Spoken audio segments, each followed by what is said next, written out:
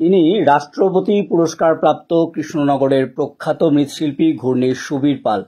বছরে 3টে বা 4টে দুর্গা প্রতিমা তিনি বানান, কিন্তু যে দুর্গা প্রতিমাগুলো তিনি বানান সেগুলো এক একটি আর্ট ওয়ার্ক। চলুন তেমনই একটি প্রতিমা আজ আমরা দেখে নিই।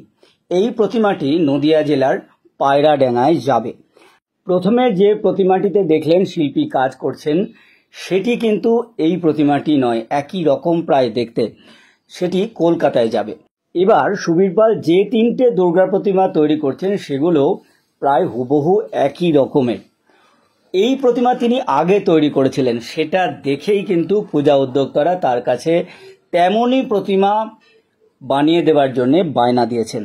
ফলে সৃষ্টিশীল সুবীর পালের কাছ থেকে এবছর নতুন আইডিয়ার কোনো প্রতিমা আমরা না পেলেও আমরা পেয়েছি কিন্তু তার অসাধারণ শিল্পকর্ম আরও একবার দেখার সুযোগ। এতক্ষণ আপনারা দেখছেন যে প্রতিমাটি, সেটি এবছর নদিয়া জেলার পায়রাডাঙ্গায় যাবে।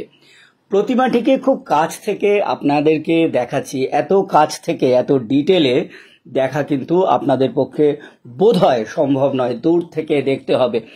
এই প্রতিমাটিকে আমি কিছুদিন আগেই সম্পূর্ণ যখন মাটি অবস্থায় ছিল, মাটির কাজ পুরো শেষ হওয়ার পরে সুবীর পাল একটি ইন্টারভিউ দিয়েছিলেন এই প্রতিমাটিকে নিয়ে, সেটিও আপনারা দেখবেন। তারপরে দেখবেন রং হওয়ার পরে এখন কেমন লাগছে।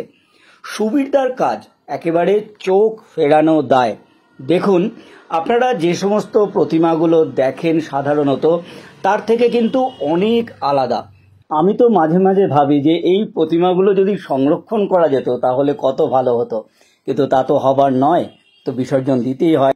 সুবীরদা আগের ইন্টারভিউতে বলেছেন যে যেহেতু এখানে যুদ্ধ নেই, অসুর সারেন্ডার করেছেন, সেহেতু সবাই একটা খুব খেলার মেজাজে রয়েছে।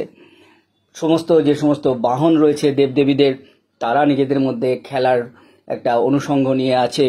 সিংহ, ছোট ছোট সিংহ রয়েছে। এই প্রতিমা পায়রাডাঙ্গায় যারা গিয়ে দেখবেন তারা কিন্তু সম্পূর্ণ অন্যভাবে দেখতে পাবেন। তখন অস্ত্রশস্ত্র থাকবে, অনেক লাইট থাকবে, সুন্দর একটা অ্যারেঞ্জমেন্ট থাকবে। এটা তো সুবীর পালের স্টুডিওতে তোলা, সেখানকার লাইটিং সিস্টেম অন্যরকম, তখন কিন্তু আরও অনেক অনেক গুণ হয়তো ভালো লাগবে। সুবীরদার কাজ দেখুন, ডিটেলিং দেখুন, একেবারে অসাধারণ। পায়ের নখগুলো দেখুন, একেবারে খুব ধরে ধরে করা। 20টা 22টা ঠাকুর সুবীরদা যেহেতু করেন না, সেহেতু উনি যথেষ্ট সময় দেন এক একটি প্রতিমা নির্মাণের জন্য। দেখুন, আপনারা সেটা বুঝতে পারবেন যে কত সুন্দর, কত নিখুঁতভাবে তিনি কাজ করেন। আরও ক্লোজ থেকে দেখুন, তার চোখ দেখুন, মুখ দেখুন। সুবীর পালের প্রতিমার মধ্যে একটু ওয়েস্টার্ন আর্ট আপনারা দেখতে পাবেন। পায়রাডাঙ্গার দুর্গা প্রতিমাটিকে সম্পূর্ণভাবে দেখে নিন। সুবীর পালের কাজ, রাষ্ট্রপতি পুরস্কার প্রাপ্ত মৃৎশিল্পী কৃষ্ণনগরের ঘূর্ণির সুবীর পালের কাজ এতক্ষণ আমরা দেখছিলাম।